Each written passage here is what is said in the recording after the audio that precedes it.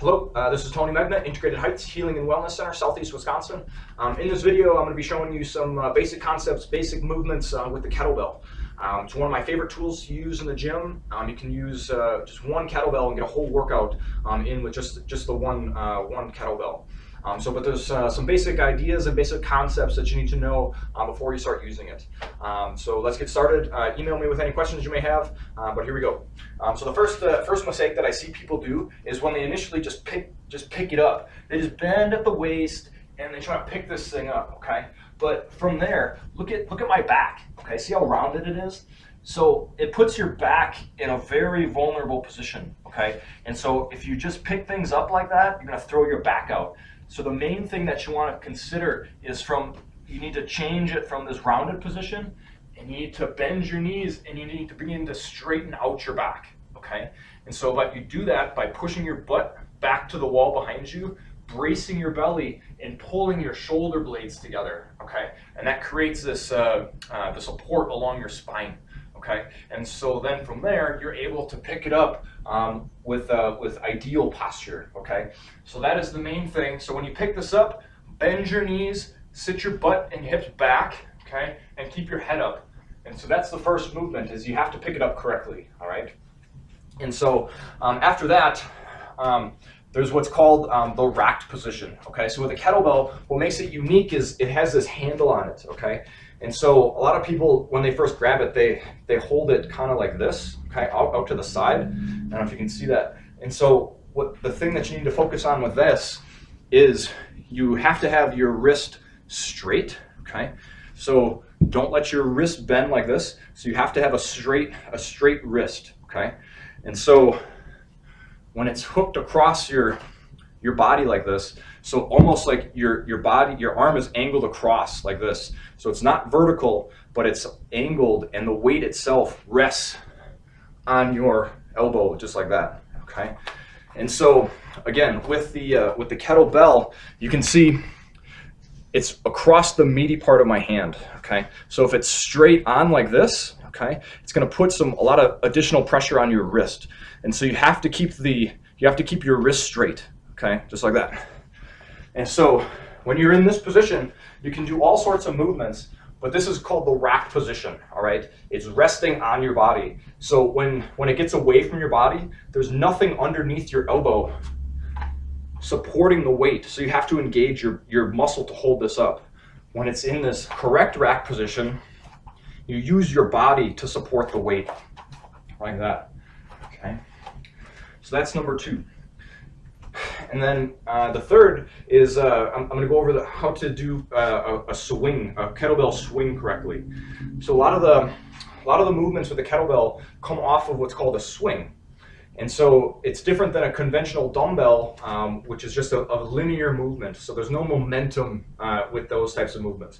With the kettlebell, you're generating momentum, okay, with this, okay.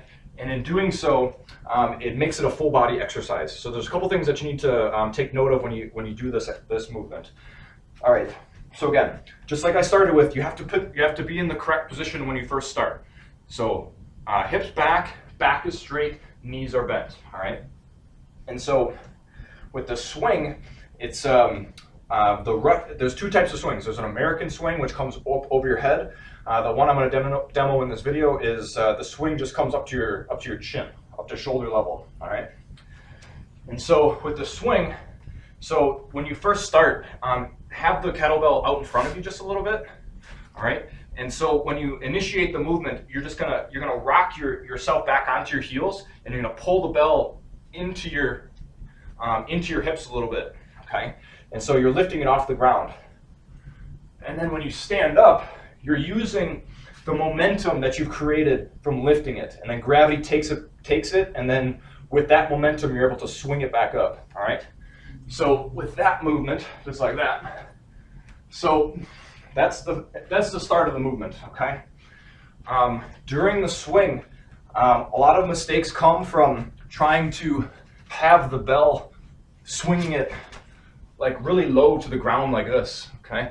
And that, again, puts your back in a compromised position, and it makes it difficult to support the weight. So you have to keep the weight tight in your hips. So the way that I was taught this was, as the bell is swinging back behind you, you're trying to take your two thumbs and stick them in your butt, okay? So that is the aiming point, and that keeps your arms tight, and that keeps the weight tight to your body so it doesn't get away from you. You see that? So as you come back, that's the aiming point in between your hips. And then as you stand up, you're not lifting this with your arms, okay? You're generating momentum from your hips, okay? So as you bend your knees, you create this angle with your hip. And it's from that angle that as you stand up, you're creating force to propel this forward, all right? And then when it's out in front of you, you're just letting it drop freely. And it's you maintaining your posture and the position of your body that allows it to go along the correct path. If you have a weakness in your abdomen, in your lower back is going to round, and your position during the swing is going to be incorrect. So you have to stay engaged in your belly, and you have to hold your position to allow for the correct pathway of this to be able to swing. Okay. Another thing, stay flat-footed. Okay. Don't come up onto your toes, and don't rock back onto your heels. Okay. So you're heavy on your feet. And when you stand up, you're pushing down into the ground, which allows you to go forward, okay? So those are some basic concepts with the kettlebell. I'm going to continue to make a few more videos on just kind of expanding off of these ideas. So thanks for listening, and stay tuned for more.